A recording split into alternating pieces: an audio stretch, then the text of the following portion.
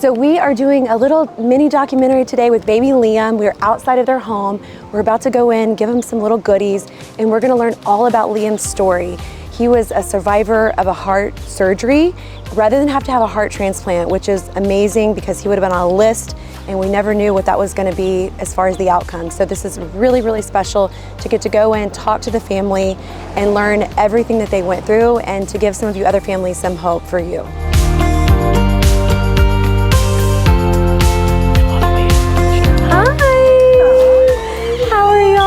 Oh my gosh, this is why I didn't want this in my hand so that I'd be able to hear. I'm going to hand you this. Thank you so much. Goodness. Oh my goodness. She pops in for a moment and she was like, he is the cutest. He's so tiny. Wow. Can I just like hold him right away? Yes, of course. He is so tiny. Look at you. Oh my goodness.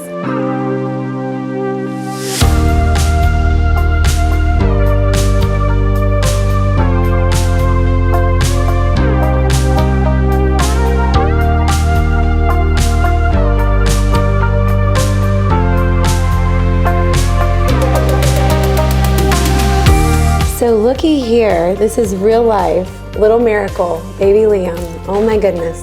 Like, it's literally just so amazing to be here with you guys. Like all the conversations that we had leading up to this moment. I mean, you've had him home now for a few months? Yes, for 3 months. Okay, and just to introduce, you're the mother, Miss Adriana, grandma, Miss Alma, and this is your other daughter.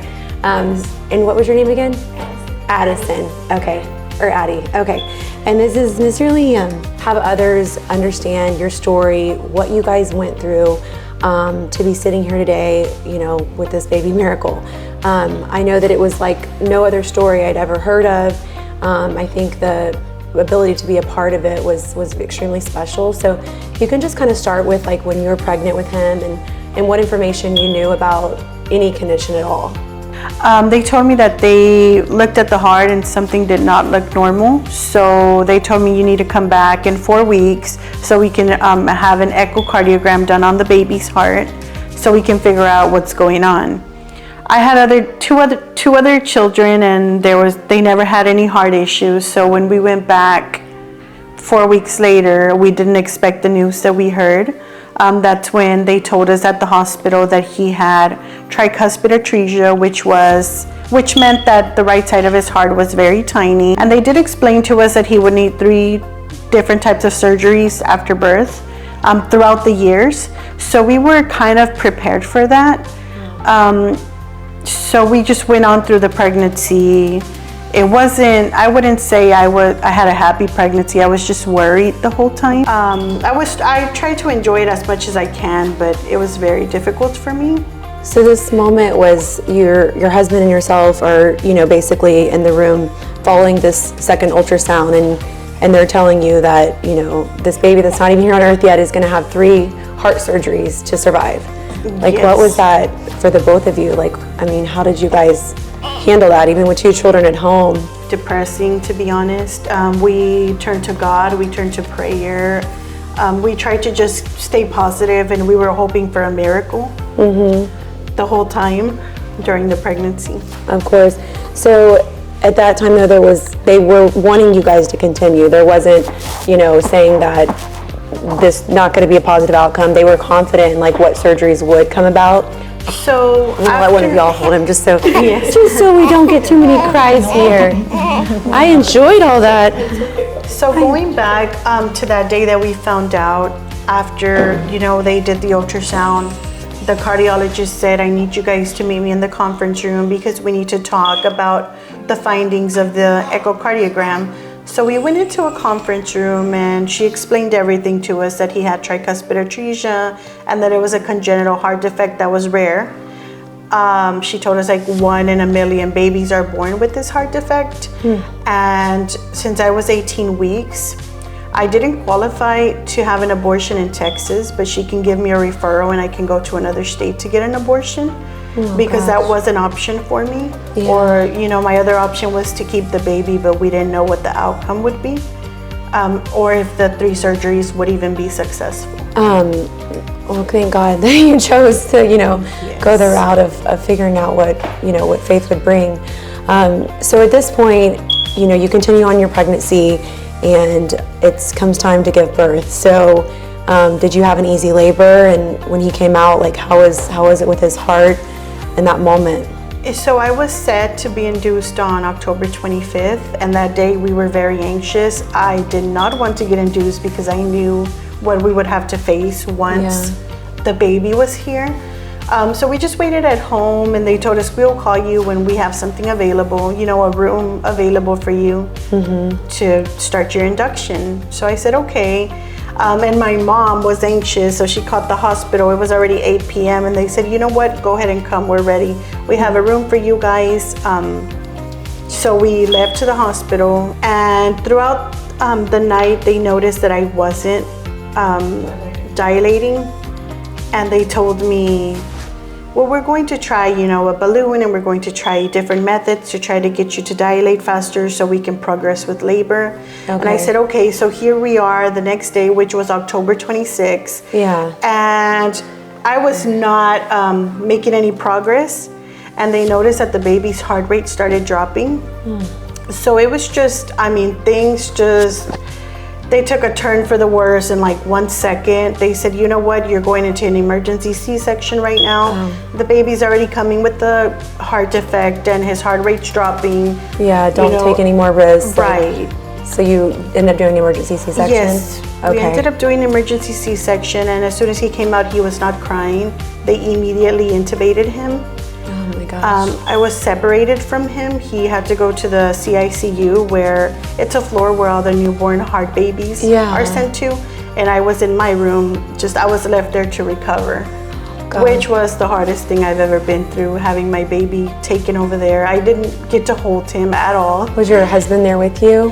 He was there with me, but they said we need an adult to go with baby. So I was left there, and he went with the baby. Were you there at the hospital, or? Well, I was with my tia, and there were my aunts. Yeah. And we went to go visit my mom, but they said it was 18 and younger, so I didn't really get to see her. But I was in like the food court, and I saw she passed by, so I got up. Okay. I guess they were all there, like just kind of waiting, to know what was going on. Yes. But they needed to kind of obviously make sure he was stable and everything before, Right. he was in your arms. After a while, they said, if there were any visitors, they were able to come up and see baby, so they got to meet him. The grandmas got to meet him before I got to meet him. So just after that time, we were just waiting because they kept telling us, oh, we need to wait, so he can go to the cath lab, so we can go in the heart, and to figure out exactly what interventions this baby would need. Yeah. During the birth, like as you're mentioning, and then because I remember I got a phone call, or I started communicating with your mother, and that was only 3 weeks after birth, right? So how soon did you guys find out that, I guess, the particular heart condition he had was not something the hospital you're currently in actually operated on, I should say? Right. So a few days after birth, a cardiologist came to speak to me, and she told me, we want to let you know what we found in Liam's heart, what his heart defect actually is. They told you that when you were pregnant that he had tricuspid atresia, but it turns out he has pulmonary atresia. He doesn't have tricuspid atresia. So I said, okay, what does this mean for him? And she said, well, we're not sure yet. He has to go to the cath lab. That way we can figure out what interventions he would need. So I said, okay, when can he go? Yeah. And they kept putting it off. So at this point, we were wondering why every other baby was going to the cath lab except for my baby. I just feel as if they knew something and they weren't telling us. Yeah. Because they even send us to a room at the end of the hallway where, we were kind of just left in the back burner. Yeah, we were secluded from everybody. Yeah, it didn't feel right. It didn't feel right. So I kept pushing it. I kept asking them, and finally, 2.5 weeks later, they said, okay, we're taking him to the cath lab. So, we were in there, we prayed before he went into the cath lab. He was in there for about 5 hours, and they called me up because they said, We need to speak to you. We are done. Everything was successful. So what they said was successful was that they were able to place a little stent in his heart to keep the blood flow going to his lungs. But then the cath lab doctor told me, I'm done with this case. The cardiologist will speak to you. But he did not. I can see disappointment in his face when he told me that. But I didn't think anything of it. I just said, okay. Yeah. We'll just wait and see what they tell us. Cath lab has done their work. The cardiologist spoke to you, and did they give you guys any direction as to like if he was going to need additional procedures, or this is kind of a temporary fix? Like when did you? So they didn't. What really they found to what, a day later? The next day, after they did their rounds. Yeah, after they did their rounds, I knew something was wrong because there was a lot of doctors and nurses outside of our room, and they kept staring at me and talking. So it wasn't normal. It wasn't a normal round. It was just like they needed to say something to me. So later on that day, 4 doctors came in. So I knew something wasn't right. Then they told me, well, you know, they went into his heart. And while we were in his heart stopped, which I was already freaking out about. They said, we shocked it and it came back. I said, okay. And then they said, we were able to place a stent, but your baby is missing his left coronary artery. They told me this means that it never developed when you were pregnant, and there's nothing we can do about this. There's no surgery that would help your baby. Anything that we would do, you know, I mean, it would be a high mortality rate for your baby. So I said, okay, so what are you telling me? Goodness. Yes. And this is like you and your husband and like 4 doctors standing in front of you with this traumatic like information, and you're about your baby that's a few days old at this point, like a week old maybe at best. Yes, and at this point I hadn't even been able to hold my baby because he was intubated the whole time. We can help you, but the only option for you, well, they told me you actually have 2 options. One option would be a heart transplant. And I said, okay, what's my second option? And they said, take him home on comfort care. Palliative care. On palliative care, because we can't help him. And I said, okay. They said, but we'll give you guys time to decide, you know, what you want to do. I'm so sorry that I'm giving you this news. I know it's something that you don't want to hear. So at that point, I started crying, and his dad is just in shock. And I knew in the back of my mind that my baby didn't need a heart transplant. Something just told me, Really? this isn't what's for your baby. This isn't what your baby needs.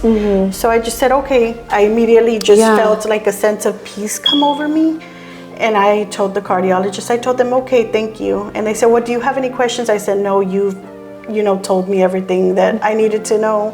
And they said, okay, well, we'll come back tomorrow to see what you decide to do. Yeah. At this point, like from a family's perspective, like talking, at this, again, he's about a week old.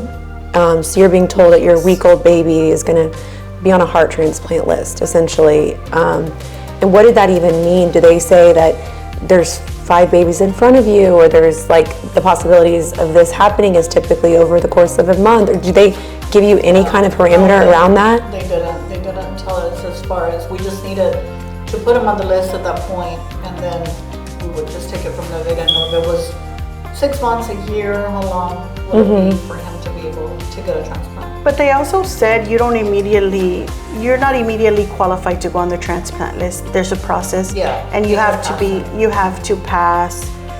go through a transplant basically evaluation. And if you don't pass it, then you're not eligible to get a heart transplant. So they said for him to even get on the transplant list, you have to sign for him to be evaluated. And I said, okay, what does this consist of? They said lab work, you and your husbands, the way you guys are at home, make sure that your mental health is okay, make sure that the baby is in a safe environment when he gets home. It was just a lot that goes into it, a lot of lab work.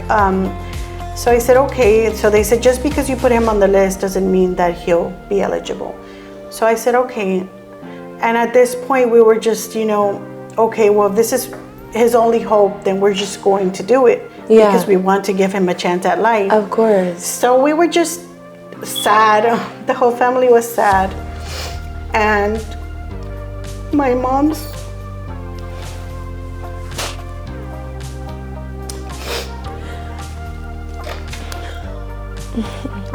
coworker told her, well, there was an event that just happened, and it was about babies, with congenital heart defects. There was cardiologists there. Have you guys ever thought of getting a second opinion? So my mom, she asked me, and I told her no. We're already at the best hospital. Yeah. Why would we need one? Because that specific hospital is known to be the number one in the nation. Yeah. And so this is where she comes in. Yeah, so I was actually at work. I had taken a lot of time off to be with her at the hospital and stuff, and then I was there whenever she called me crying and said, Mom, they told me he needs a transplant. And I just I didn't even know what to say. I started crying, and of course I work with amazing people, and I told them right away. They came, and they started praying, and then they. This is OcuHealth, That's right? at OcuHealth, With Jay. yes, Okay. With Jay and Dr. Verma and everybody there, amazing people that I work for. I'm grateful to be there with them. And I think a few days after that, of course I left and went home, and then went to the hospital, and then Jay texted me and said, have you ever thought of a second opinion? I hadn't even thought of it. Yeah. I've kind of been in the medical field all my life, but Yeah. and that's something you're in shock. How do you? Of course. He sent me a text between you and Jay. Yeah. And said, this is Dr. Salazar's number at Memorial Hermann. Call him and see what you think. Yeah. So I went to the hospital with her and her husband, and we were in the little break room, and I told them, let's call Dr. Salazar. We don't lose anything by getting information on Correct. what, And I remember this moment because Jay first reached out, and he's like, hey, I'm Alma, the one that works with me. She's basically in a really serious situation as it relates to her daughter and the new baby. I think at the time he was he's only 2 weeks old.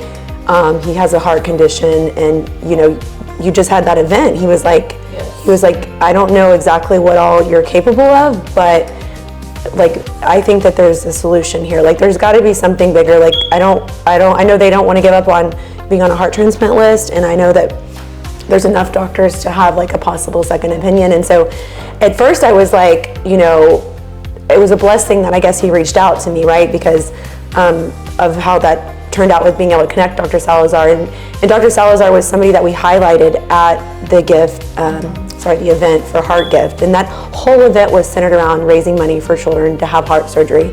And so I think he had been there, connected the dots, and Yes. and the fact that, and Jay even, I've known him from years ago, and we just reconnected for business purposes. And so, a few months prior, so he would have never been at my event, even have heard about this. Right. And so then when he reached out, it made me feel I can't explain, there's something bigger here. I'm not just gonna give somebody, there's something about to happen. I don't even know how to explain it. And I felt that whole event, the purpose behind the entire event was for baby Liam. Without even knowing it, as much work and time and effort and all the things, logistics that go into that is the biggest event I've ever hosted. But I was so stressed out over it. And even though we gave a check to Heart Gift for a child that I don't even know who that will be, but this is something that was right now, you know what I mean? It was something that, There's a big purpose. yeah. And so when I told Jay about it, and I started communicating with Dr. Salazar, screenshotting it to Jay and your mom, and Salazar was just they've got to reach out to me because he's at a different hospital. Yeah. And so I said, okay, well, let's see what they decide to do, because you would be that second opinion. Yes. So to pick it back up where you're at, I just wanted to kind of backstory that, because that was amazing. I remember that event that they went to. they sponsored around it the as time, well. yes, they were, did. And I found out later that it was Jay's fiance, Cora, who's the one that remembered. And then she told me, I started just going into Jessica's Instagram to find reach out and say there has to be something here. Yeah. That we can, she you can give us another doctor that Alma, you know, for the baby and everything, and that's how it all started. And so we called Dr. Salazar when we were at that hospital, and he told us, bring him to me, send me the information, the medical records, let me review it. So did you guys sign some kind of release and give it to him, and that allowed him to retrieve the records quicker? We did. So what happened was my mom told me there's this doctor, he said he can help Liam, but I still wasn't fully convinced because that would mean that we would have to transfer my baby that's intubated, that's basically lifeless, from one hospital to the next. So I researched the doctor, I looked at videos, I looked at testimonials, and I made sure that he said, I can help your baby. So during that process, I did let the other hospital know that I was looking into transferring, and they were not very happy about it. They had a meeting with me and Liam's dad, and they said, you know, I'm just letting you guys know that if you take your baby over there, he won't make it. You know, want to, I guess, kind of protect themselves in a way, even though at this point as a mother, you're like, we're in survival mode. We're going to do whatever we need to do. And I was just thinking, like, if there's hope, why not? Yeah. The next day, the nurse came in and she said, you know what, we've never had a transfer happen so fast, but you're already approved to transfer right now. They said this has never happened before. We don't know. We don't know how you guys got so lucky. Yeah. Yeah. So she said, I said, okay, so when can we transfer? She said, they're ready for you guys now. And it was amazing. I was like, okay, I know this is from God, and I know this is something that we need to do. And like I told her, if we move and, okay, if they say he still needs a transplant, they do them there too. Yeah, exactly. Let's just give it a chance. And so how did he get from one hospital to the other? Do they take him in a little ambulance, or a normal ambulance, or do you guys, like, how does that happen? So here's my like little tiny 6-pound baby. He was already on a bunch of medication to sedate him. He was intubated. He was just laying there with no hope. And they also still had to paralyze his little body in order to transport him. And they transported him on an ambulance. And this hospital is about 3 minutes away from the other one. Okay. But it took us about 20 minutes to get there, just because they were so careful and they had to drive really slow. Yeah. They didn't want him to get a heart attack on the way to the other hospital. Yeah. And then he got there and, you know, saw Dr. Salazar in person, and the surgery was like fairly quick.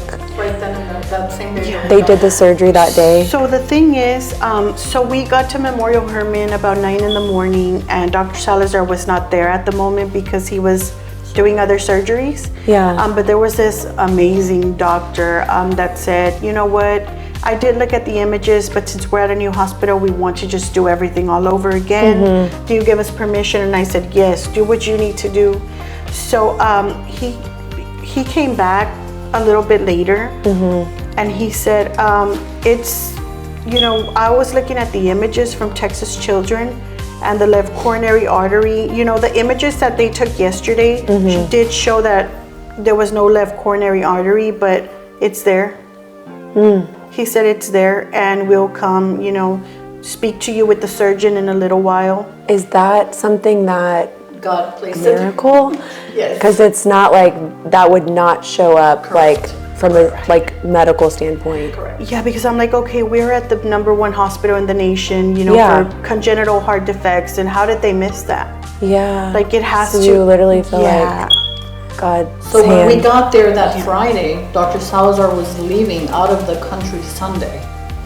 And so we get there Friday, and they take him immediately when they notice that the Yeah. coronary artery is there. So they took him for a CAT scan. And when they came back, both Dr. Salazar and what is his name, Mama? Dr. Adibo. Okay. We just call him our angel. So- They both came back from that and showed us Okay. that it's there. So said- then what was Yeah. the new diagnosis? Did it go back to what it originally thought it was, or what was the actual diagnosis of his heart? Yeah, so at that point he said, look, it's there, but it was just like, you see the tip of this pin? And I said, yes. He said, this is how much I have to sew to connect it back to the aorta because it just didn't connect all the way. And I said, okay. He said, I need to do this. And I said, how do you do that? He said, open heart surgery. And I said, okay, when? He said, right now. And I said, okay, let's do it. Yeah, but all the like anxiety, everything you were going through, like without any answers, like that probably also just felt this sense of like, you know, like there's a solution that's like possibly about to happen. Right, I just said to myself, finally, you know, we're making progress, because my baby was just laying there. So he had surgery that night. He wouldn't finish until about 2 a.m. He called us to the surgery area, and he said, well, good news is that everything went well, but it's not what we thought it was. So we said, okay. He said what he had was Al-Kappa, which means that the left coronary artery did not connect to the aorta, it connected to the pulmonary artery. Which He has said never ever happened, ever. it was like the first case that they have ever seen. So they basically did an operation that they've never done before in that moment on your baby, which they were in there, so that's all they could do was figure out, okay, we've been tasked to fix this, God bless our hands to do it. Strange was that when he was flushing the artery, it was going somewhere else, it rerouted. It's like, where did it go? And it connected to the side where he was born with it very small. The right side of his heart is really tiny. So that's where it connected, which it's never, ever seen before. Yeah, so he was able to fix that. He went back into his room for recovery, but the next day when the cardiologist did speak to me, they told me, we're just letting you know that if your baby was over there waiting for a transplant, he wouldn't have made it, because this was already like, he was already showing signs of having a heart attack pretty soon, because, you know, because of the Al-Kappa that he had, yeah. So the other procedure, you said they'll do another cath to just make sure he's ready to have that secondary surgery. Is it going to be like his heart as well, or? It is. So right now he has a shunt placed in his heart, which with that shunt, besides the 7 medications that he takes, I also have to inject him, give him 2 shots daily. Okay. It's a blood thinner, that way it doesn't close it up, because if it does, it can be fatal. There will be no blood flow to the lungs. So with his next surgery, they'll actually be fixing his own heart and taking that shunt out, so he possibly won't need the shots anymore. Okay. Goodness. Yeah. And so you, at certain times of the day, you have to go in and do that little shot, the flesh? Well, the shot is in his little thighs. I have to I have to stick a needle in his. Okay. Yeah. It doesn't go into like a tube. The feeding tube is for the milk, for his food. And his medications, yeah. Okay. And the medications. Okay. And so that procedure will be like his final surgery for his own heart to be fully fixed. Well, that'll be a second surgery, and he possibly might need another one when he's 3 to 4 years old. Okay. And that one usually will last him until adulthood, and then it just depends on, you know, the person, on how they do. Does Dr. Salazar, I guess because of it being child, like he'll do the second and third surgery? Yes. Okay, that's amazing. Yes, he will be his surgeon basically for the rest of his life. Yeah. You're like, he will be. Yeah. Well, is there anything that you would like to share with like other families that, I know you've actually come across somebody recently that has a child. Tell me a little bit about that and how you've already kind of connected them to Dr. Salazar. Yes, so this was a parent from another state. The hospital told them, we can't do anything for your baby, but put them in hospice care. So she did reach out. How did she find you? She actually found me through another parent that already knew us from the first hospital that we were at. Yeah, and so she said, you know what, you know, there was this family at our hospital, but they transferred and had surgery over there, and you know, a successful surgery, and her baby's doing okay. Yeah. And she said, let me reach out to her, you know, so she can get you in contact with that same cardiologist, with that same surgeon. And she said, okay, so she messaged me and I got her in contact, and they're connected. And you guys created, social media is so powerful as well. So I know y'all created a page for baby Liam I saw on Facebook. What is it called? Yes, it is called Liam's Journey. Okay. Yeah. And is it just Facebook or is it Instagram as well? It's just Facebook. I haven't like expanded to Instagram yet. But Liam also was born without his left hand, so we also try to bring a little bit of limb difference awareness to his page. Besides, you know, the congenital heart defect. I remember, is it this month that's for like basically without, like whenever someone's lost a limb or born without one? Yes, Was it it's last month April. or, okay. Yes, it's Yeah, April. I thought I saw something about that you posted. So this is a great Yes. time to be talking about, Yes, it is. Yeah, and so did they see on the ultrasound that he was actually missing the left arm? Is it on the It is, okay. yes. And it's just this, the little part here. Okay. Yeah, they did see it in an ultrasound, but that wasn't like even their concern because they Yeah. said he has enough and he should be fine, which we're really not worried about that because nowadays there's prosthetics and other technology out there course. that'll help him. Yeah. They were just mainly worried about his heart condition. Yeah. Yeah, but it's, kind of tough to kind of have to worry about both as a parent. Mm-hmm. But he's just, he's strong and he's thriving and he's showing us that he can do it all. And he puts it all in his mouth. Yeah. He just like gnaws on it. And so he's got the two brothers, or one sister, one brother, Yes. right? Okay. I know you have a very, very strong family. But is there any advice you or Alma yourself want to just kind of give to any other families that might be in this, same situation or something similar that you might want to give them? Yes, because I wish, somebody would have told me that whenever they give you no hope for your baby, seek out, for a second opinion, because there are doctors out there that are willing to do the work that other doctors are not willing to do. And what about you, Miss Alma? Anything you want to add to it? Yeah, the same for me. I feel like God just places everybody in everything in its exact place because His plan is always perfect. Even if you think you're lost and can't even think there's hope, there is Yeah. hope. The job where I'm at, it was amazing. I know God put me there with them for a reason and connected us to you, which we're so grateful, forever grateful. I'm thankful for everything you guys have done and continue to do. And I'm glad that there's people like you that have these shows that'll, also bring awareness to other people as well. Yeah. To help many people that don't even know that there is more chances. Thank you. I'm gonna give you guys hugs. Yeah. No, thank y'all for being so kind to, allow me to come into your home. And I think we're forever connected. And you little one, you have a best friend.